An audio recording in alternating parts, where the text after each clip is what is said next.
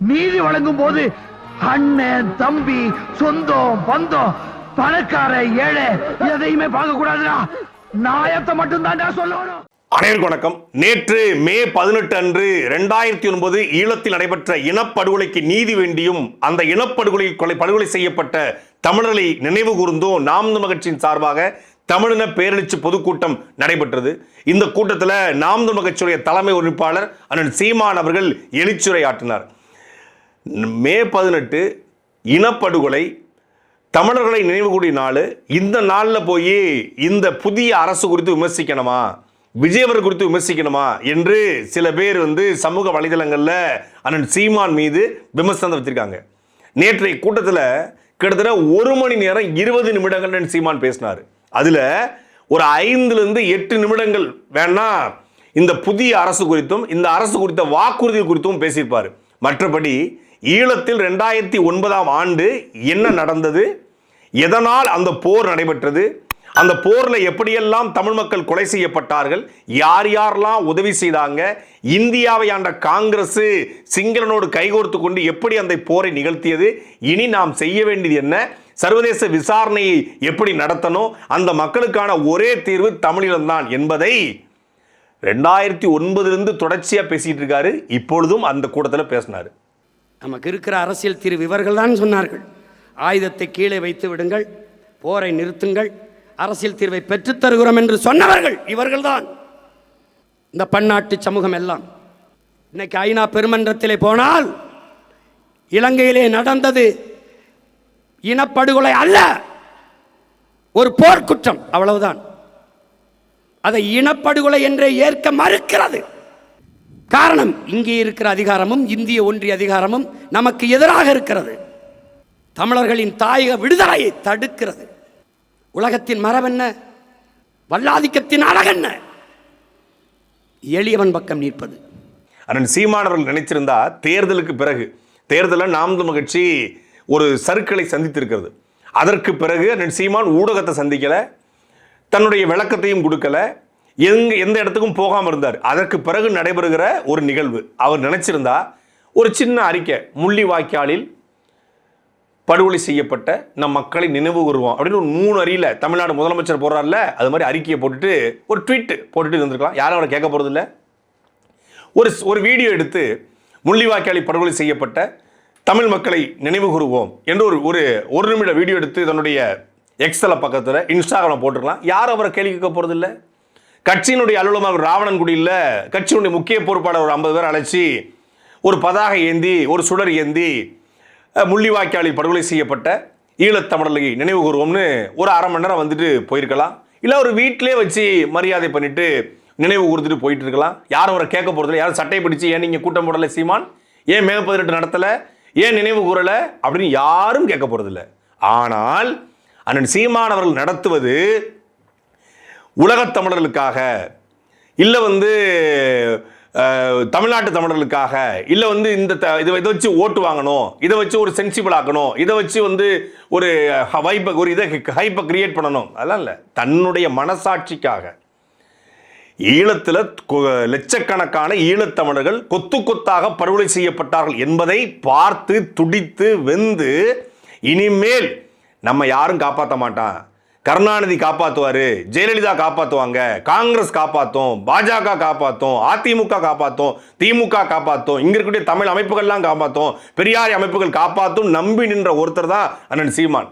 சொல்லப்போனால் திமுகவும் அன்றைக்கு இருந்த தமிழ் அமைப்புகளும் அன்றையிருந்த பெரியார் அமைப்புகளும் காப்பாற்றுவார்கள் என்று நம்பியிருந்த அண்ணன் சீமானவர்கள் இவர்கள் யாருமே காப்பாற்ற மாட்டாங்க என்று தெரிந்த பிறகு தமிழ் பற்று கொண்ட எல்லாரையும் ஒருங்கிணைத்து ஒரு இயக்கத்தை ஆரம்பித்தார். இயக்கத்தை ஆரம்பித்ததற்கு காரணமே ஈழத்தில் நடந்த இனப்படுகொலைக்கு இங்கிருந்த தமிழ்நாட்டு அரசியல் கட்சிகள் காப்பாற்றல, மாறாக துரோகம் செய்தது, வேடிக்கை பார்த்தது, பதவிக்காக பணத்துக்காக காங்கிரஸோடு சேர்ந்து கொண்டு காங்கிரஸ் நடத்திய போரை சகித்து கொண்டிருந்தது, போலியான உண்ணாவிரதம் இருந்தது என்பதை பார்த்து தான் தமிழின தலைவர் என்று அண்ணன் சீமான் வாயாலே அழைத்த கலைஞர் கருணாநிதி அவர்களை தமிழ் துரோகி என்று அழைச்சிட்டு வெளியே வந்தார். வெளியே நாம் தமிழர் இயக்கத்தை தொடங்கி நாம் தமிழர் கட்சியாக இதே மே 18 ஆரம்பித்தார். தொடர்ச்சியாக அந்த அரசியலை, அந்த வழியை உலகத் தமிழர்களுக்கும் தமிழ்நாட்டு தமிழர்களுக்கும் இளைய தலைமுறைக்கும் இன்னைக்கு ஜென்சி கிட்ஸுக்கும் கடத்தக்கூடிய ஒரே தலைவர் அண்ணன் சீமான் மட்டும்தான். இதை வைத்து பழைக்கிறாரு, இதை வச்சு ஒரு வாக்கரசியல் பண்றாரு, இதை வச்சு ஒரு பணம் கோடி கோடியே சம்பாதிக்கிறாரு அப்படின்னு ஒரு ஐடி ரேட் விடலாமே. ஈழத்தமிழர்கள் எவ்வளவு கோடி கொடுத்துருக்காங்க அப்படிங்கிறத பரிசோதனை பண்ண. இங்க இருக்கக்கூடிய சிபிஎம், இங்களுடைய கம்யூனிஸ்டுகள் எல்லாத்துக்கும் பல கோடி ரூபாயில கட்சி அலுவலகம் இருக்கு. சின்ன சின்ன லற்றுப்பேடு கட்சிகளுக்கு என்று சென்னையில் பெரிய பல கோடியில் அலுவலகம் இருக்கு. ஆனால் நாம் தமிழர் கட்சி ஒரு பெரிய கட்சி, 16 ஆண்டுகளை கடத்து நிற்குது, கோடி கோடியா வருமானம் வருதுன்னு சொல்றீங்களே. ஒரு கட்சிக்கு என்று கட்டமைக்கப்பட்ட ஒரு கட்சி அலுவலகம் இல்லை. அப்படித்தான் நாம் தமிழர் கட்சி இருக்கு. எளிய மக்களை ஒருங்கிணைத்து ஒரு கட்சி நடத்தப்படுது. அவர் நினைச்சிருந்தா பல கோடியில் வீடை கட்டிருக்கலாம், பல கோடியில் கட்சி அலுவலகத்தை கட்டிருக்கலாம், சொகுசா வாழ்ந்துட்டு போயிருக்கலாமா. இந்த அரசியல கோடி கோடியா வருதுன்னா பணத்துக்காக இல்லை. இந்த இனப்பட்ட வழியை அடுத்த தலைமுறை கடத்தணும். என்னைக்காவது ஒரு நாள் 1,75,000 அந்த மக்களுக்கு நீதி கிடைக்கும். காணாமலாக்கப்பட்ட அந்த மக்களுக்கு நீதி கிடைக்கும். புதைக்கப்பட்ட புதைகுள்ள மரணித்துக்கிற அந்த குடும்பத்தாருக்கு நீதி கிடைக்கும். இதில் சம்பந்தப்பட்ட எல்லோரும் ஒரு நாள் சர்வதேச நீதிமன்றத்தில் நிறுத்தப்படுவார்கள். ஒரு நாள் பொது வாக்கெடுப்பு நடத்தப்பட்டு எந்த சுதந்திர தமிழீழத்தை காணுவதற்காக தங்கள் இன்னுயிரை இறந்தார்களோ அந்த சுதந்திர தமிழீழம் ஒரு நாள் மலர்ந்துரும் அப்படிங்கிற நம்பிக்கையில் அவங்க போராடினாங்க. அந்த வழியை அவங்க கடத்தினாங்க. அண்ணன் சீமான் சொன்னார், பற்ற வச்சுட்டோம், இனி பற்றி எரியும் என்று தலைவர் கடைசி நேரத்தில் 2009 முள்ளிவாய்க்கால்ல இந்த மே 16-17 காலகட்டத்தில் பற்ற வச்சுட்டோம், இனி பத்தி எரியும்னு சொன்னார். அது பத்தி எரிஞ்சுக்கிட்டு இருக்கு. எனக்கு நான், உனக்கு நீ, நமக்கு நாம். நம்முடைய உணவை நாமே எடுத்து உண்பது போல, நம்முடைய மூச்சுக்காற்றை நாமே சுவாசிப்பது போல, நமது உரிமையை, நமது விடுதலையை நாமே போராடி பெறுவது. அதை நிறுவி காட்டினான் நம்முடைய தலைவன். எந்த இராணுவத்திடம் படை உதவி கேட்கல. சொந்த நாட்டு மக்களை, தன் இனத்தின் மக்களையே இராணுவமாக கட்டி போராடியவன். எவனையும் சார்ந்தில்லை. என் விடுதலை என் கையில். நமக்கு ஏன் விடுதலை தேவைப்படுகிறது? எதற்கு நமக்கு அதிகாரம் தேவைப்படுகிறது? எதற்காக நமது முன்னவர்கள் போராடினார்கள்? நமது மாவீரர்கள் எதற்கு இத்தனை ஆயிரம் பேர் உயிரை கொடுத்தார்கள்? உரிமை பெற்று நம் இனம் பெருமையோடு வாழ வேண்டும் என்பதற்காகத்தான். அவர்கள் உயிர் இல்லை நம்மோடு, ஆனால் கனவு இருக்கிறது நம் கையோடு. அந்த கனவை நிறைவேற்ற வேண்டும் என்ற துடிப்பும் தவிப்பும் விரியும் நம் ஒவ்வொருவருக்குள்ளும் இருக்க வேண்டும். ஒவ்வொரு முறையும் நாம் ஏற்றுகிற அந்த ஈகை சுடர் என்பது நம் நெஞ்சுக்குள் அணையாமல் எரிந்து கொண்டே இருக்க வேண்டும். அந்த நெருப்பை அடுத்த அடுத்த அடுத்த தலைமுறைக்கு அணைய விடாமல் பாதுகாத்து கடத்த வேண்டும். இறுதியாக போர் முடிவதற்கு சற்று முன்பு தலைவர் சொன்ன வார்த்தை, பற்ற வைத்து விட்டோம், அது எரியும் என்கிறார். அவர் பற்ற வைத்து விட்டார், எரிகிறது. தடை செய்யப்பட்ட இதன் தலைவர் தான் இந்தியாவில், தமிழ்நாட்டில். ஆனால் தமிழ்நாட்டுக்குள்ள அப்படி ஒரு தடை இருக்கா அப்படிதான் எல்லாரும் கேட்பாங்க. அது காரணம் யாரு? ஒரே ஒரு ஆள் தான், அண்ணன் சீமான்.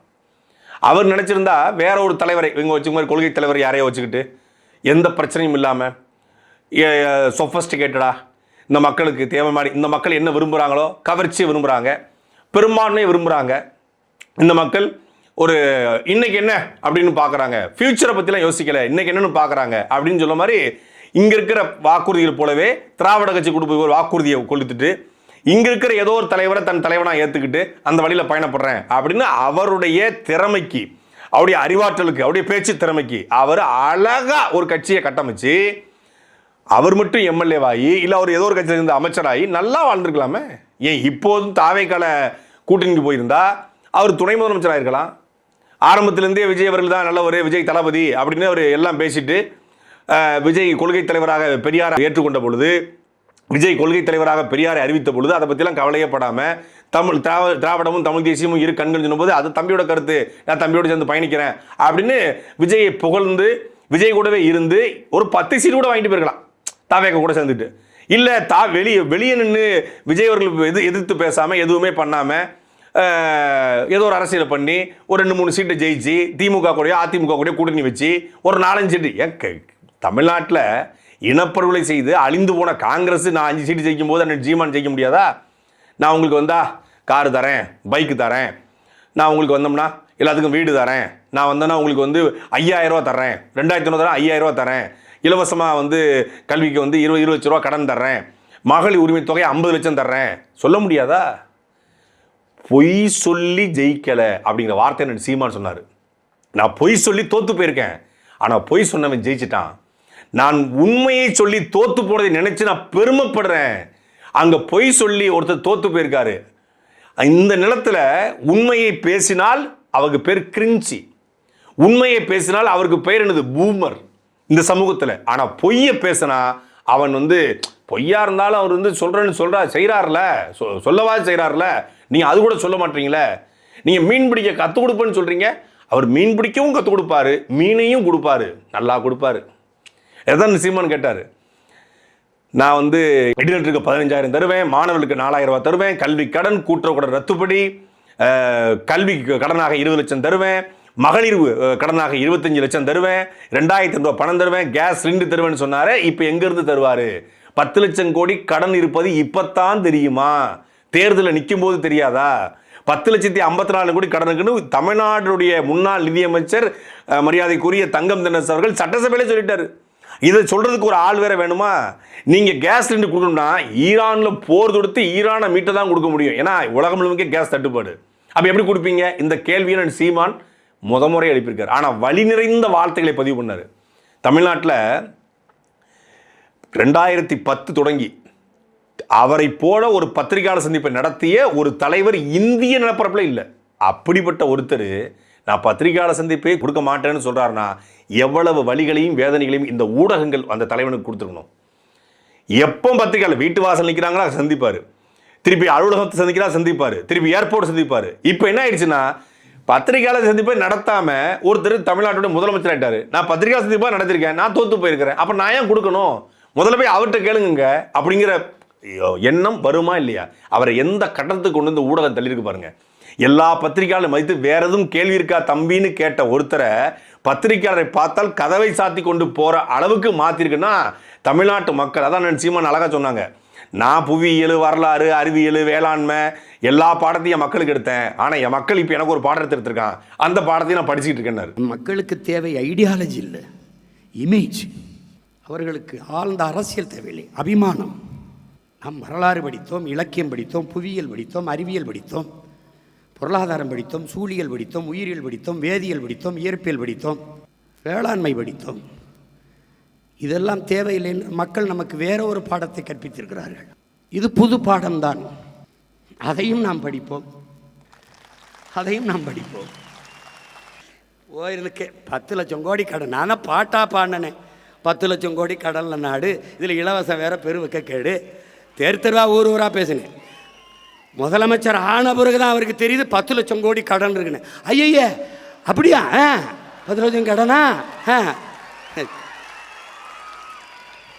கடன் 10 லட்சம் கோடி இருக்குது. இந்த இலவசங்களை கொடுக்க முடியாது.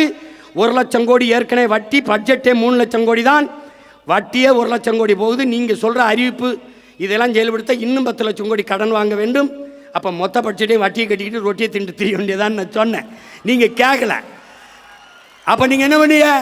கொடுக்க முடியாது என்று தெரிந்து வெற்று வாக்குறுதிகளை கொடுப்பதுதான் மக்கள் துரோகம், மக்கள் விரோதம், ஏமாற்று. நாங்கள் உண்மையை சொன்னோம், தோற்று போனோம், மேன்மையாக கருதுகிறோம். நான் தர மாட்டேன், கொடுக்க முடியாதுன்னு சொன்னேன். ஆனால் நீங்கள் 2,500 இப்போ தான் தெரியுது கொஞ்சம் காசு இல்லை.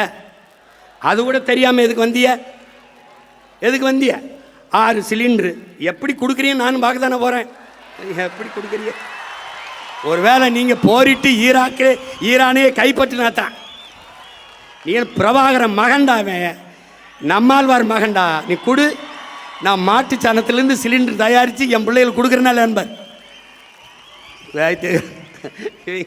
கொஞ்ச நாள் கழித்து அரிசி இல்லைன்னு வருவான். எந்த போராட்டத்துக்கு என்னை கூப்பிடாத, வரமாட்டேன். போ,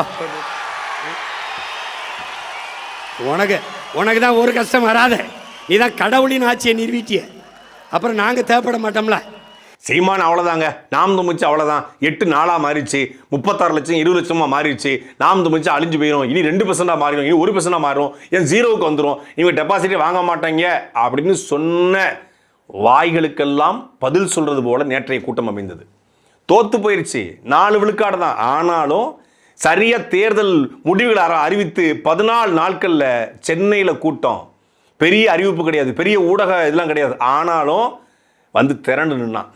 அண்ணன் சீமானுடைய பேச்சை கேட்பதற்கு போடப்பட்ட இருக்கைகளை தாண்டி தரையில் உட்கார்ந்து கொண்டு பேரெழுச்சியோடு ஒவ்வொருத்தரும் குடும்பமாக கலந்து கொண்டாங்க. இதுதான் நாம் தமிழர் கட்சியுடைய தத்துவத்திற்கு கிடைத்த வெற்றி. ஒரு தனி மனித துதிபாடல், தனி மனித வழிபாடு இருந்தா அவன் தோத்து போயிட்டு அவன் பக்கம் நிற்க மாட்டாங்க. தத்துவம் இருந்தா அவன் தோத்துக்கிட்டே இருந்தாலும் அவன் பக்கம் ஒரு கூட்டம் நிற்கும் என்பதற்கு நாம் தமிழர் கட்சி மிகப்பெரிய சான்று. அரசியல்ல அற்ப வெற்றி தொழிலை பார்த்து வந்த கூட்டம் இல்லை இந்த கூட்டம். இது கொள்கை கூட்டம், இது தத்துவ கூட்டம், இது லட்சிய கூட்டம். சீமான் பேசும்போது அந்த திடலை ஆர்ப்பதிருச்சு. நாம் மறைமலை நகரில் இருக்கக்கூடிய அந்த நகராட்சி திடலில் இவ்வளவு பெரிய கூட்டத்தை பார்த்திருக்குமான்னு தெரியல. இதுக்கு முன்னாடி இவ்வளவு பெரிய எழுச்சியான உண்மையான நேர்மையான ஒரு கூட்டத்தை பார்த்திருக்குமான்னு இது வரைக்கும் தெரியல. ஆனால் நேற்று பார்த்தது, நேற்று மறைமலை நகர் இருந்த எல்லாரும் பார்த்திருப்பாங்க. ஆனாலும் ஊடகங்கள் என்ன பண்ணுது? வழக்கம் போல புறக்கணிப்பு.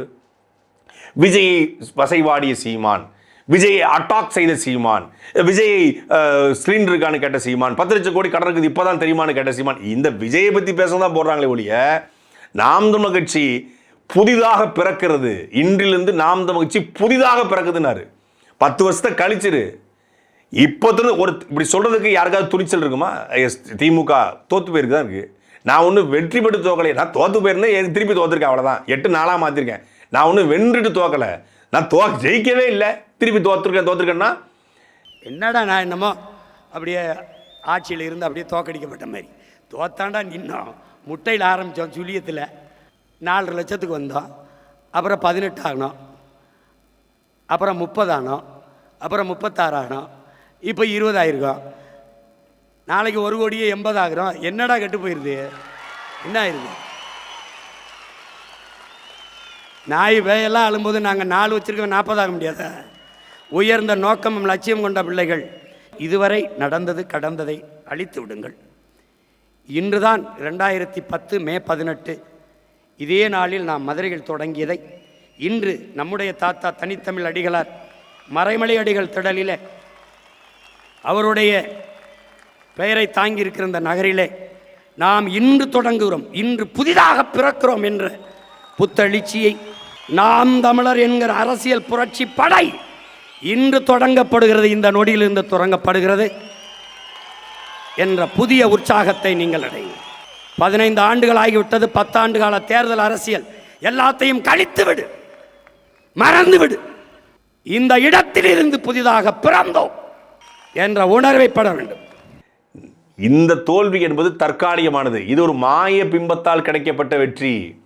பொய்யா சொல்லி ஊடகங்களை வச்சு பேச வச்சு இசையமைப்பாளர்கள், ஒரு ஆர்ட் டைரக்டரு, ஒரு மியூசிக் டைரக்டரு, ஒரு கவிஞர் எல்லாம் சேர்ந்து ஒரு படத்தை உருவாக்குற மாதிரி ஒரு மாஃபியா கும்பல் சேர்ந்து உருவாக்கிய வெற்றி. இது தற்காலிக வெற்றி. எவன் எம்எல்ஏன்னு தெரியாது, யார் எம்எல்ஏ கேண்டிடேட்னு தெரியாது, அவனுடைய படிப்பு தெரியாது, அவனுடைய குற்றப்பின்னணி தெரியாது, எதுவும் தெரியாது. விஜய் விசில் தூக்கி போட்டு போயிட்டே இருந்தான். இல்லை ஒருத்தவங்க போட்டிருந்தாங்க, கனிமொழி சந்தோஷ் வந்து பொய் சொல்லிட்டாங்க, ராஜ்மோகன் பொய் சொல்லிட்டாரு, ராஜ்மோகனுடைய படிப்பு இல்லை, கனிமொழி செஞ்ச படிப்பு இல்லை, அந்த வேட்பாளர் படிப்பு இல்லை. அவனுக்கு வேட்பாளர் தெரியாது, படிப்பு எப்படி தெரியும்? அவன் கனிமொழி சந்தோஷ் யாரு, ராஜ்மோகன் யாரு, கவுண்டம்பாளையம் வேட்பாளர் யாரு, பெருநாயக்கம்பாளையம் வேட்பாளர் யாரு, பட்டுக்கோட்டை வேட்பாளர், எதுவுமே அவனுக்கு தெரியாத. அப்புறம் எப்படி அவனுடைய படிப்பு குற்றப்பின்னணி? 44 இந்தியாவிலே அதிக குற்றப்பின்னணி கொண்ட வேட்பாளர்கள் தாவேகா வேட்பாளர்கள். படிப்பை மறைச்சிருக்காங்க, கல்வி தகுதியை மறைச்சிருக்காங்க, சொத்துக்களை மறைச்சிருக்காங்க, அதெல்லாம் இப்போ எடுத்து போட்டுருக்காங்க. இதை நாங்கள் வந்து நெஞ்சில் அடிச்சுட்டு அழுதுகிட்டு இருந்தோம். ஏன் தப்பா இருக்கு, ஏன் தப்பா இருக்கேன்னு. அப்பெல்லாம் நீங்கள் விஜய் மட்டுமே நொட்டு வைக்கிறோம் அப்படின்னு நம்மளை பற்றி கேட்டாங்க. தேர்தலுக்கு முன்னாடி பேசியிருக்கணும், இந்த எம்எல்ஏ தப்பா இருக்காரு, இந்த எம்எல்ஏக்கு சொத்து அதிகமாக இருக்கு. அவன் தான் 1 மாதம் முன்னாடி அறிவிச்சிட்டான்ல வேட்பாளர், அவர் தான் அறிவிச்சிட்டார்ல. 1 மாதம் முன்னாடி வேட்பாளர் அறிவிச்சு 1 மாதத்துக்கு முன்னாடியே வேட்புமனு தாக்கல் பண்ணி அப்போ எந்த ஊடகங்களும் எல்லா ஊடகங்களும் எல்லா யூடியூப்பும் என்ன பண்ணிக்கிட்டு இருந்தாங்க? நான் எதிர்த்து பேசும்போது இவர் எதுக்கு எடுத்து பேசுறாரு, இவர் ஏன் கேள்வி கேட்கிறாரு, இவருக்கு இதுதான் வேலையா, இவர் நாம் தமிழ் பற்றி பேசாம தாவேகா பற்றியே பேசிட்டு இருக்காரு. இப்போ எல்லாரும் உட்காந்து பேசிட்டு இருக்கா, நம்ம பார்த்துக்கிட்டு இருக்கோம். சரி பேசு, இந்த வேட்பாளர் தப்பா இருக்கு. இந்த வேட்பாளர் அஃபிடவிட்டில் பார்த்தீர்கள் என்றால் இவர்கள் பிகாம் என்று போட்டிருக்கார்கள், ஆனால் இவர்கள் பிகாம் படிக்கவில்லை. இவர் எம்பி என்று போட்டுக்கிறார், இவர் எம்பிஏ படிக்கல. இதெல்லாம் 30ஆம் தேதியே எடுத்து பேசிடணும்ல. அதை பேசல. நாங்கள் தேர்தல் பரப்புரையிலும் கலந்து கொண்டு இந்த தவறுகளையும் சுட்டிக்காட்டி நாம் தமிழ் கட்சி பற்றியும் பேசி ஒவ்வொரு ஊர்லையுமே கூட்டத்தையும் போட்டு அந்த இடைவெளியில் தூங்காமல் கொள்ளாமல் இதையும் எடுத்து பேசி எல்லாம் பண்ணிக்கிட்டு இருந்தோம். அப்பொழுது நம்மை நோக்கியே கேள்வி கொண்டிருந்த இந்த கும்பல் இப்பொழுது எலெக்ஷன் முடிஞ்சு எம்எல்ஏவாகி எல்லாம் உள்ள போய் சட்டசபை அமைச்சராயாச்சு. இப்போ உட்காந்து இது சரியில்லை, இப்போ சரியில்லைன்னு சொன்னாலும் ஒன்றும் பண்ண முடியாது. அடுத்த 5 வருஷம் காத்திருந்தா ஆகணும். அடுத்த 5 வருஷத்துக்குள்ள அவங்க 500 பொய்யை கட்டுவாங்க. இப்போ ஒரு பொய்க்கு ஃபேக்ட் செக் பண்ணுறதுக்குள்ளே அடுத்த பொய் பரவிக்கிட்டு இருக்கு. வெள்ள இதை எடுத்துட்டார். எவ்வளவு எளிமையானவர்னாங்க. அப்போ செங்கோட்டையன் போட்டிருக்காரு. அப்போ அவர் எளிமை இல்லாதவரா? அம்மையார் ஜெயலலிதாவும் கருணாநிதி அவர்களுமே டவல் போடலையே, டர்க்கி டவல். அப்போ அவங்கெல்லாம் ரொம்ப எளிமையானவங்களா? அவங்க வீட்டிலேருந்து வரும்போது சாப்பாடு கொண்டு வராருன்றாங்க. சாப்பாடு கொண்டு வராமல் நாங்களாம் சைனடாக கொண்டு வந்துட்டு இருக்கோம். இதெல்லாம் ஊடகங்கள் பேசுது. வீட்டிலிருந்து வரும்போது சாப்பாடு கொண்டு வருகிறார், வீட்டிலிருந்து வரும்பொழுது ஒரு வழியிலே வருகிறார், 17 கொண்டு தூரத்தில் மக்களுக்கு இடையூறு இல்லாமல் நடக்கிறார். அப்படின்னா பக்கத்தில் முதலமைச்சரோட இல்லம் இருக்க, குறிஞ்சி இல்லம், அங்கே தங்க வேண்டியதானே. எடப்பாடி பழனிசாமி அங்கே தான் தங்கியிருந்தார். எடப்பாடி பழனிசாமி குறிஞ்சி இல்லத்தை தங்கின எடப்பாடி பழனிசாமி, கிரீன்வேஸ் ரோட்டில் தங்கியிருந்த எடப்பாடி பழனிசாமி அவர்கள் எளிமையான முதலமைச்சர் கிடையாது. 17 கொண்டு அந்த பக்கம் இருந்து பனையூர் பங்களாலேருந்து வர்ற இவர் எளிமையான முதலமைச்சர். அப்படித்தானே? அப்போ இந்த ஊடகங்கள் எதை கட்டமைப்பது? அப்படிப்பட்ட ஊடகத்தை ஏன் அண்ணன் சீமான் சந்திக்கணும்? இது எல்லா கட்சி தம்பிகளுடைய கோரிக்கை. அண்ணன் தயவு செய்து பாத்துறாதண்ணே. இல்லை கீழேருந்து ஒரு தம்பி கத்துறான், அண்ணன் தயவு செய்து போராட்டம் மட்டும் போயிடாத. அவர் சொல்லிட்டாரு, எல்லா போராட்டத்துக்கும் சீமான் வேணும், ஆனால் ஓட்டு போடுறதுக்கு மட்டும் வேற யாரும் வேணும். நீ திரைக்கவர்ச்சியை பார்த்து மாய பிம்பத்தை பார்த்தா ஓட்டு போடுவேன் அப்படின்னா நீ போட்டுட்டு போ, ஆனால் இனி போராட்டத்துக்கு தேடாத. போராட்ட களத்திலேயே நின்று பேசி போராட்ட களத்தில் மக்களுக்காக குரல் கொடுத்த ஒரு தலைவன் எவ்வளோ வழி இருந்தா போராட்டம்னா என்னை கூப்பிடாத. எந்த போராட்டம் உன் மகன் சீமான் வந்து நிற்பான். என்னை தாண்டி தொடுறாப்பாக்கம் பறந்துற, என்னை தாண்டி தொடும்பாக்கிற நீங்கள் வந்து இப்போ தூய்மை பணியாளர் பிரச்சனை எல்லாத்துக்கும் கூடங்குளமா ஸ்டெர்லைட்டில் வழக்கு வாங்கி விசாரணைக்கு அழைக்கப்பட்ட ஒரே தலைவர் அண்ணன் சீமான் தான். ஸ்டெர்லைட்டில் வழக்கு வாங்கி சிறைக்கு போன அரசியல் கட்சி நாம் தமிழ் கட்சி மட்டும்தான். அமைப்புகள் போனாங்க. அப்படி மீத்தேனா வழக்கு இருக்கு, ஹைட்ரோ கார்பனுக்கு வழக்கு இருக்கு, பரந்தூருக்கு அவர் மேலே வழக்கு இருக்கு, 8 வழிச்சாலைக்கு அவர் மேலே வழக்கு இருக்கு. 8 வழிச்சாலைக்கு சிறைக்கு போன ஒரே தலைவன் சீமான் தான். இதெல்லாம் மக்கள்கிட்ட கொண்டு போய் எவனும் காட்டலை, சொல்லலை, இதெல்லாம் பற்றி கவலையும் இல்லை. அப்போ எல்லா களத்தில் நின்று ஒருத்தர் இனிமேல் என்னை போராட்டத்துக்கு கூப்பிடாதீங்கன்னு சொன்னதன் மூலமாக அவர் எவ்வளோ பெரிய வலியை தாங்கியிருக்காரு, எவ்வளோ பெரிய வலி நிறைந்த அந்த வார்த்தை. ஆனாலும் அவர் சொல்கிறாரே ஒழிய நாளைக்கு ஒரு பிரச்சனைனா அங்கே வந்து நிற்பார். எங்கேயும் போக முடியாது. நம்ம மக்கள் நம்மளை விட்டு எங்கேயும் போக முடியாது. ஏன்னா நாம் வந்து இருக்கிற எல்லா காயத்திற்கும் ஒரே மருந்து நாம தான். எளிதில் வென்றவனின் இதயம் மலரினும் மெல்லிதாக இருக்கும். தோற்று வென்றவனின் இதயம் இரும்பினும் கடினமானதாக இருக்கும். அதனால் அவங்க என்ன செய்கிறதுன்னு யோசிச்சு முடிவெடுக்கிறதுக்குள்ள 5 வருஷம் ஓடிடும். அதனால் நீ அதை பற்றி கவலைப்படாமல் இரு. ஆனால் ஒன்று, அண்ணன் சொல்கிறத மட்டும் கேட்டு. நாம் பேசினோம், வெற்றியை தரவில்லை, இனி பேச மாட்டோம், வெல்லுவோம், தருவோம். பேசிட்டோம். கேரளாவில் இருந்தெல்லாம் பேசுகிறான், எப்பா என்னப்பா அவருக்கு போடாம விட்டீங்க அப்படின்னு. இவர் தலைவர் பிரபாகரனை சந்திக்கவே இல்லை. 1 நிமிடம் தான் சந்தித்தார், 2 நிமிடம் தான் சந்தித்தார், ஒரு நாள் தான் இருந்தார். போட்டோ கூட ஏஐ டெக்னாலஜி. அப்போ ஏஐ கிடையாது, அதனால் ஏஐ டெக்னாலஜிமாங்க, கிராஃபிக்ஸு அப்படின்னு சொல்கிறாங்க. தலைவர் பிரபாகரனை பேசியதால் இங்கே வந்து நாம் தமிழ்ச்சி நிறைய இடையூறுகள் இருக்குது, பிரச்சனைகள் இருக்குது. அவர் நினச்சிருந்தா இந்த அரசியலுக்காக அழகாக சமரசம் பண்ணலாம். அன்னைக்கு நான் தலைவர் பிரபாகரனை பார்த்தேன், பேசினேன், அவருடைய படத்தை பயன்படுத்தினேன். இப்போ அது தேவையில்லைன்னு அப்படி நீக்கிட்டு தலைவரை பற்றி பேசாமல் அழகாக இருக்கலாமே.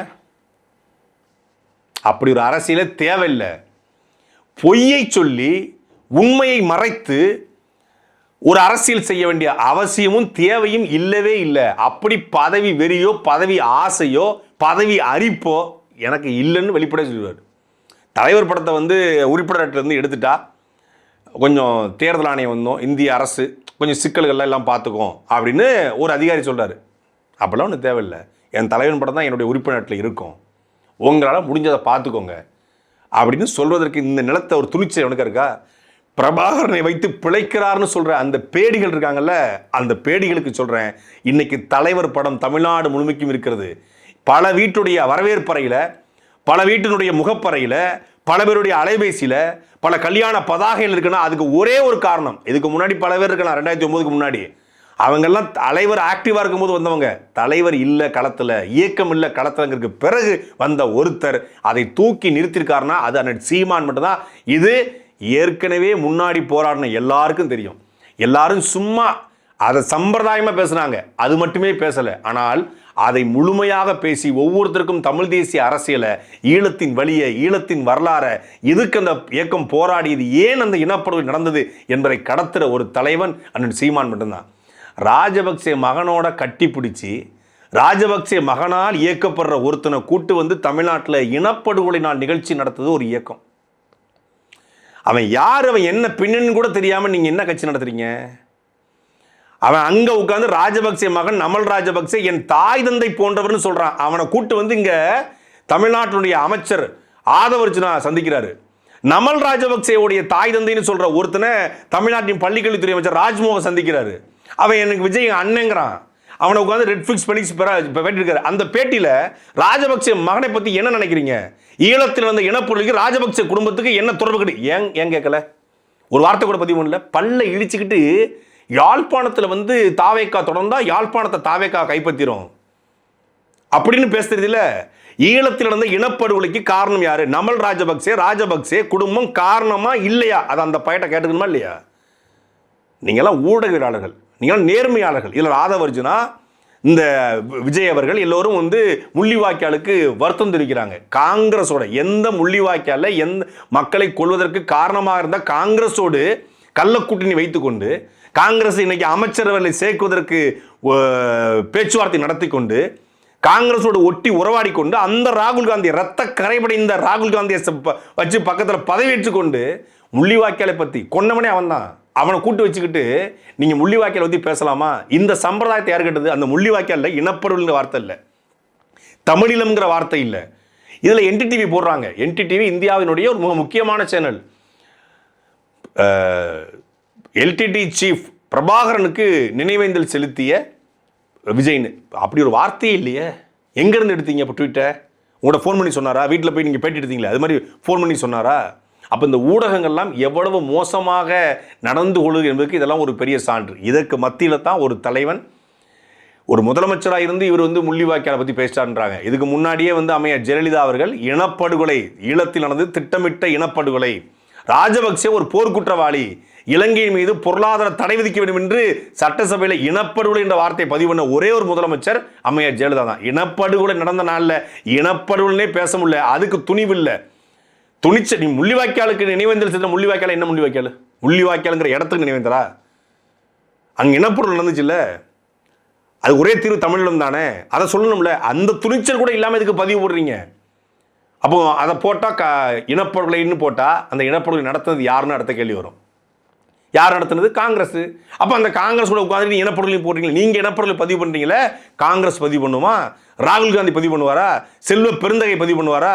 ப. சிதம்பரமும் கார்த்தி சிதம்பரமும் ஜோதிமணியும் பதிவு பண்ணுவாங்களா? அவங்களுக்கு தெரியும் உண்மையாக யார் கொன்னதுன்னு.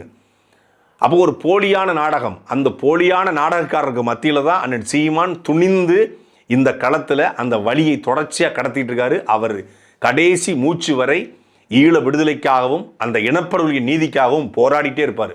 அவர் தோற்றுக்கொண்டே இருந்தாலும் இந்த களத்தில் உறுதியாக நிற்பார். ஆனால் மக்கள் வந்து ஒரு இருட்டு சூழ்கிற பொழுது தான் மெழுகுவர்த்தியை தேடுவான். அதுக்கான காலம் வரும் அப்படின்னு ஒட்டுமொத்த தமிழ்நாடும் காத்திருக்கு. சாட்டை எடுத்து நாட்டை திருத்து, இளம் தலைமுறை தானே நீ வழி